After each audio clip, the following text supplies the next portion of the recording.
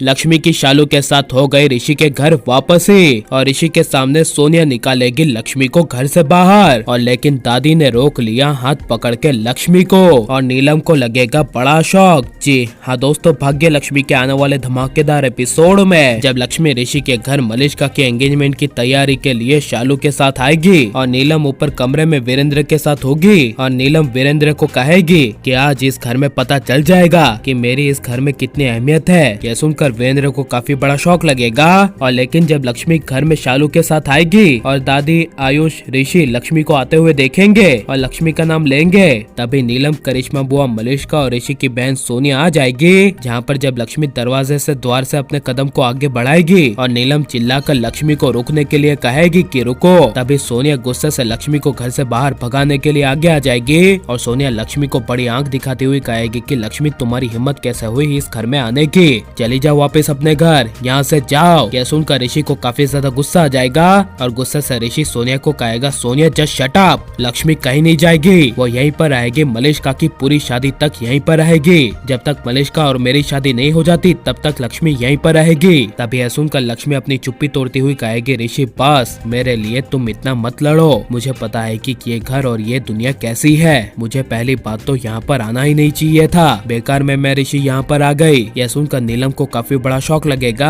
जहाँ पर जब लक्ष्मी अपना मुंह घुमाकर जा रही होगी तभी पीछे से दादी लक्ष्मी को रोकने के लिए जोर से चिल्लाएगी, लक्ष्मी को कहेगी रुक जाओ और दादी लक्ष्मी का हाथ पकड़ के लक्ष्मी की आंखों में आंखें डालकर कहेगी बेटा लक्ष्मी मेरी आंखों में देखो, अब तुम्हें कहीं जाने की जरूरत नहीं है, इस घर में रहने की परमिशन मैं तुम्हें देती हूँ, अगर किसी को भी इस घर में तुमसे परेशानी है या फिर कोई भी प्रॉब्लम है तो वो इस घर का सदस्य चाहे कोई भी हो वही घर से जाएगा। यह सुनकर नीलम के होश उड़ जाएंगे। जहाँ पर नीलम पीछे से चिल्लाकर दादी को कहेगी कि ये आप क्या कर रही है और ऐसे कैसे बोल सकती है, इस 2 टके की लक्ष्मी के लिए हमारे ही घर के सदस्य को घर से बाहर निकालने की बात आप कैसे कर सकती है। तभी यह सुनकर दादी नीलम को जवाब देती हुई कहेगी नीलम बस 2 टके की लक्ष्मी नहीं बल्कि 2 टके की तेरी सोच है, जिसकी वजह से तुझे लक्ष्मी कभी लक्ष्मी लगी ही नहीं, बस तुझे हमेशा लक्ष्मी एक खिलौना लगी, जिससे मन चाहा अपने बेटे ऋषि के लिए बुला लिया और मन चाहा ऋषि के लिए भगा दिया। ऐसा थोड़ी ना चलता है और ऋषि की भी और हमारी भी आखिरी ख्वाहिश है ना कि लक्ष्मी मलिष्का की शादी तक रहे ताकि ऋषि खुशी खुशी मलिष्का के साथ शादी कर पाए। तो उसमें नीलम तेरा क्या जा रहा है, लक्ष्मी इस घर में रहेगी तो खुशहाली रहेगी। इतने दिनों से जब लक्ष्मी चली गई थी तब तुझे सुना सुनापन सा अकेलेपन का एहसास नहीं हुआ क्या। यह सुनकर नीलम कुछ बोल नहीं पाएगी और लक्ष्मी जब दादी को समझाती हुई कहेगी कि दादी आप रहने दीजिए, मेरे लिए आपको झुकने की कोई जरूरत नहीं है, मेरा पता नहीं इस घर में आना ही गलत था, इसलिए मुझे जाने दीजिए।